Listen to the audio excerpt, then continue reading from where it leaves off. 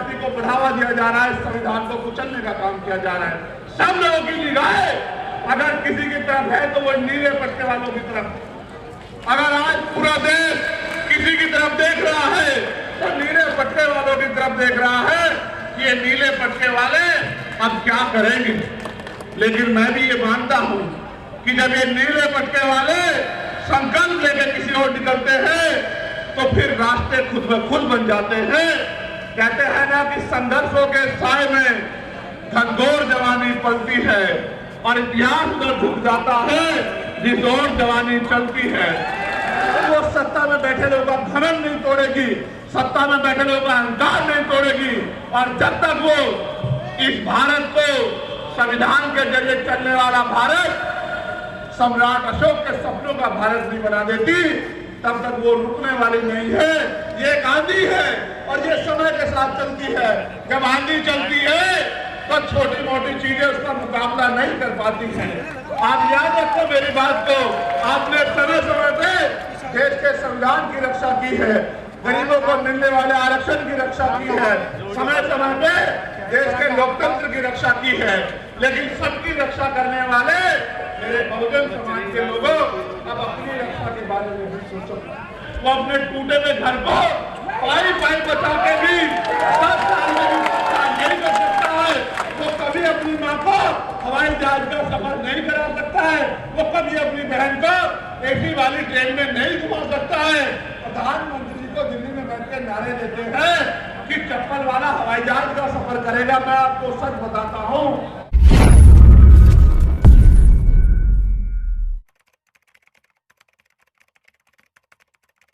हमारी राजधानी है राजधानी। ये गाजियाबाद मेरा दूसरा घर है।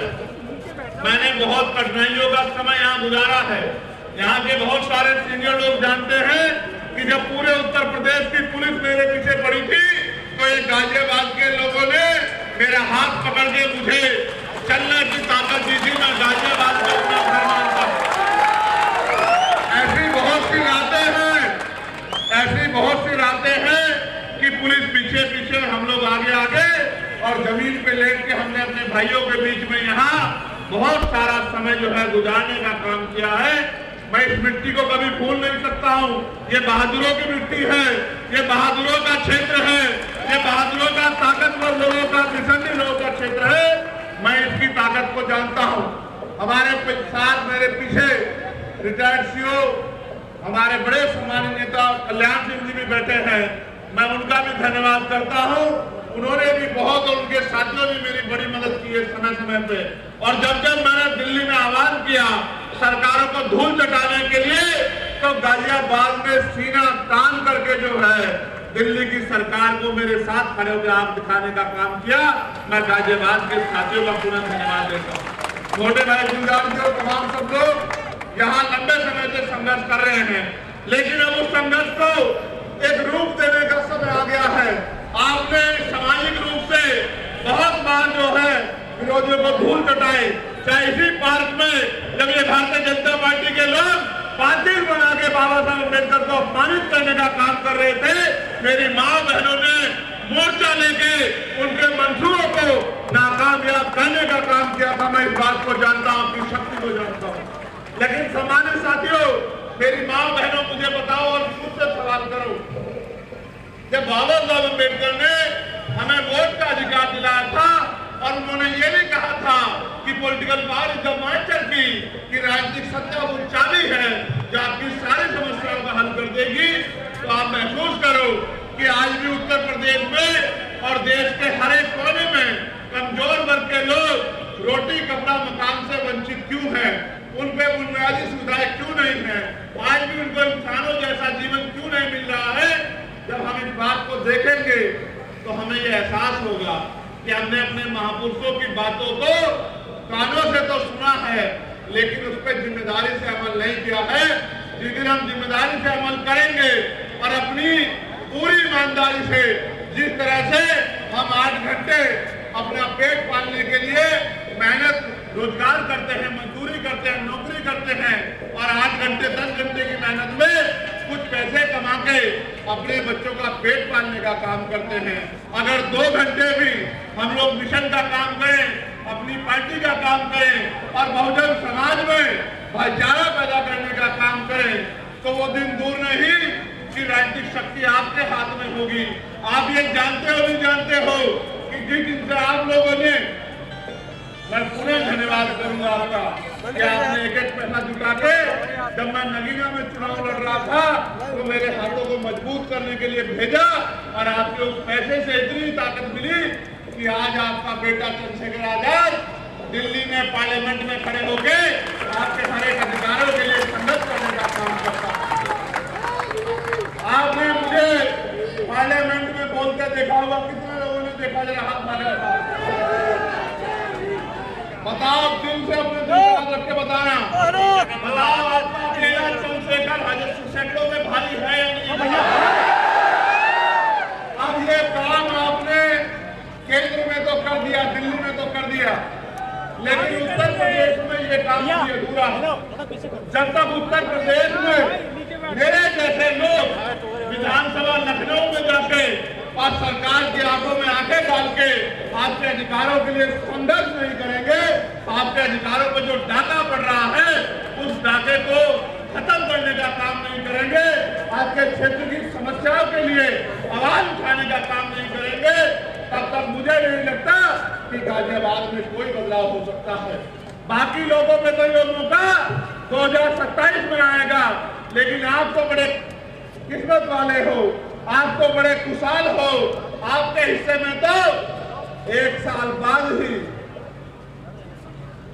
इसी साल आपके चुनाव के 1 साल बाद और इसी साल 2024 में आपके सामने तो पुनः वो मौका आ गया है कि आप अपनी पिछली भूल को सुधार करके और अपनी आवाज को उठाने वाला चंद्रशेखर आजाद जैसा एक सिपाही लखनऊ में आप लोग भेज सकते हो, अगर आप मानसिक और शारीरिक रूप से तैयार हो जाओ। और मैं आपको विश्वास के साथ कहता हूँ, पार्टी ने जिस व्यक्ति को यहाँ जिम्मेदारी दी है कि वो आपकी आवाज को उठाने का काम करेगा, मैं उसके संघर्ष को जानता हूँ, मैंने उसके संघर्ष को देखा है।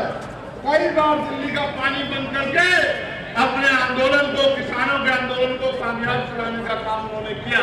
और अभी अभी जो शिक्षा माफियाओं के खिलाफ आंदोलन चल रहे हैं, मजदूरों के, किसानों के, नौजवानों के, बेरोजगारी के खिलाफ जो आंदोलन चल रहे हैं, उस आंदोलन में भी भाई सतपाल चौधरी कंधे से कंधा मिला के आपकी आवाज को उठाने का काम कर रहे हैं, बिना किसी पद पे होते आपकी आवाज बनने का काम कर रहे हैं। सोचिए, अगर इस बहादुर भाई को आपने वोट की ताकत से असेंबली में भेज दिया, तो क्या गाजियाबाद में आपके हितों की रक्षा होगी या नहीं होगी? बताओ, क्या गाजियाबाद में आपके अधिकारों पर कोई डाका डाल पाएगा?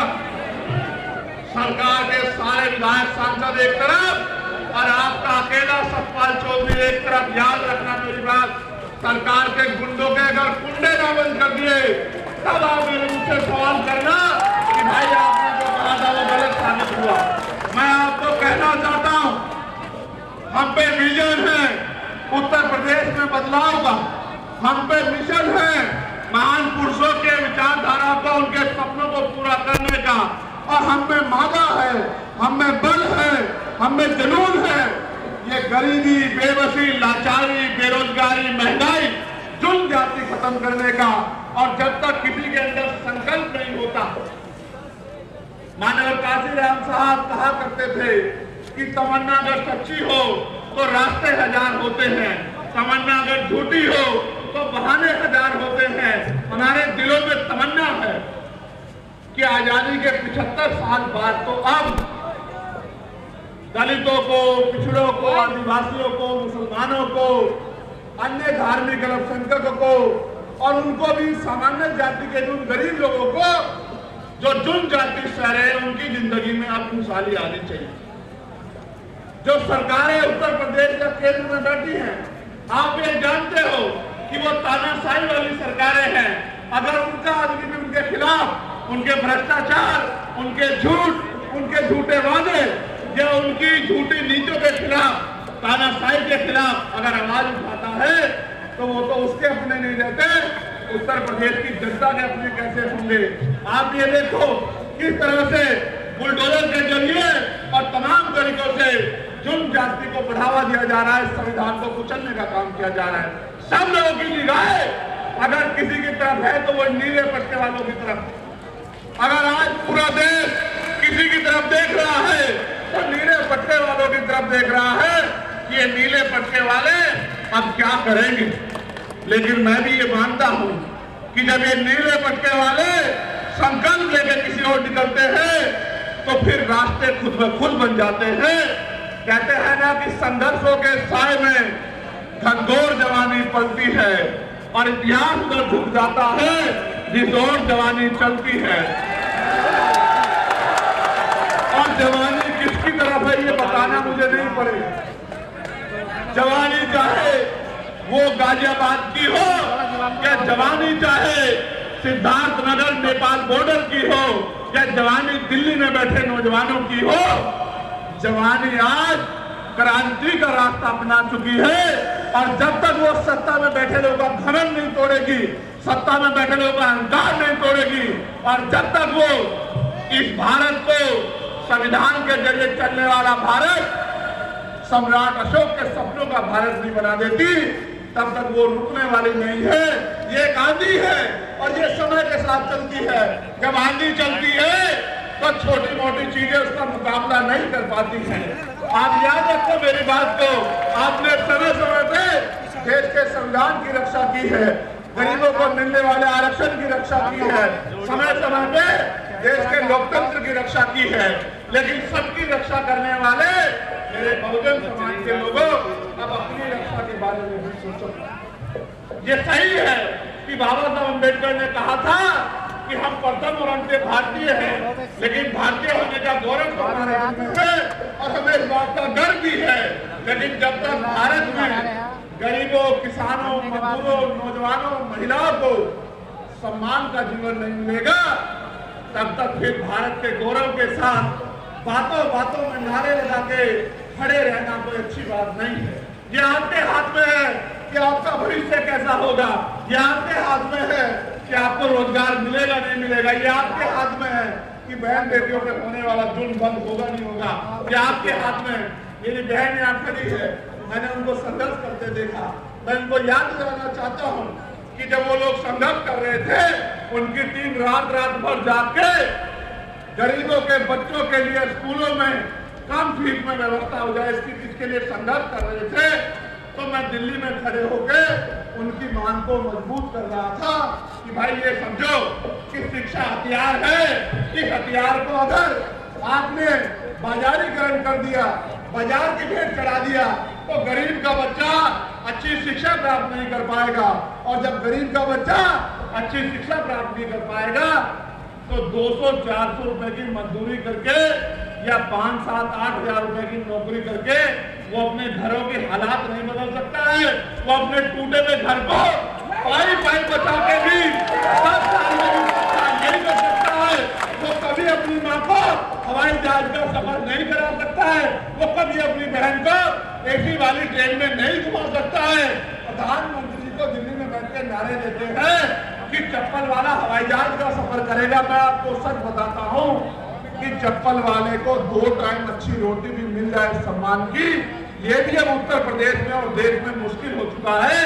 इसलिए मैंने मांग उठाई थी कि अगर बदलाव चाहते हो तो फिर करो, कि राष्ट्रपति हो, प्रधानमंत्री हो, विधायक हो, मंत्री हो, मुख्यमंत्री हो, राज्यपाल हो या कोई भी ऐसा व्यक्ति जिसको सरकारी शिक्षा मिली है, सुरक्षा मिली है, सुविधा मिली है या उसको आर्थिक मदद होती है, चाहे वो क्लास 1 का अधिकारी हो या क्लास 4 का अधिकारी हो, चाहे वो डीएम एसएसपी हो या एसडीएम एडीएम हो या दरोगा सीओ हो या कोई और अधिकारी हो, सबके बच्चों को सरकारी स्कूल में पढ़ाने की इजाजत देनी चाहिए और कानून बना देना चाहिए कि सरकारी